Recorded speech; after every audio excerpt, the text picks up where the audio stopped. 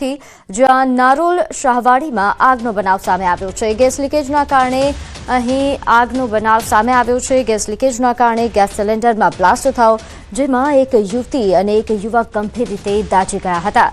આગની ઘટનામાં 2 લોકોના મોત નીપજ્યા છે। ફાયરે તાત્કાલિક પાણીનો મારો ચલાવી આગ પર કાબુ મેળવ્યો હતો। બ્લાસ્ટ થતાં આગ ઓલવવાનો પ્રયત્ન કરતી મહિલા પણ દાઝી ગઈ હતી। ત્રણેયને તાત્કાલિક સારવાર અર્થે હોસ્પિટલ ખસેડવામાં આવ્યા। તો વધુ વિગત સાથે મારી સાથે સંવાદદાતા ઋત્વિજ જોડાઈ ગયા છે। ઋત્વિજ, આગ મામલે શું અપડેટ?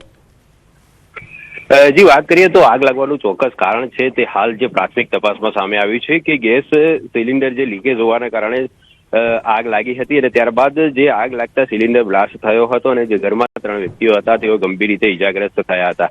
સમગ્ર ઘટનાની જાણ જ્યારે ફાયર બ્રિગેડને કરવામાં આવી હતી ત્યારે અસલાલી ફાયર બ્રિગેડનો સ્ટાફ છે તે ઘટના સ્થળ પર પહોંચ્યો હતો, પરંતુ જે પ્રકારે સિલિન્ડર બ્લાસ્ટ થયો હતો આગે વિકરાળ સ્વરૂપ ધારણ કર્યું હતું અને આગ છે તે આખા મકાનની અંદર જે ફેલાઈ ગઈ હતી અને તેના કારણે આ જે બનાવ બનવા પામ્યો છે। હાલમાં આ સમગ્ર ઘટનાની જાણ જ્યારે ફાયર બ્રિગેડ અને પોલીસને કરવામાં આવી હતી ત્યારે પોલીસ અને ફાયર બ્રિગેડ દ્વારા કામગીરી શરૂ કરવામાં આવી છે અને પોલીસે હાલમાં આ સમગ્ર મામલે અકસ્માતે મોતનો ગુનો દાખલ કરીને વધુ કાર્યવાહી શરૂ કરી છે। જી, આભાર માહિતી આપવા બદલ।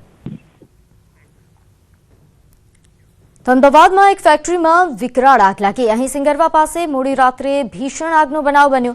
સાગર કેમિકલ્સ નામની ફેક્ટરીમાં આગનો બનાવ બન્યો છે। આગ લાગવા પાછળનું કારણ અકબંધ છે।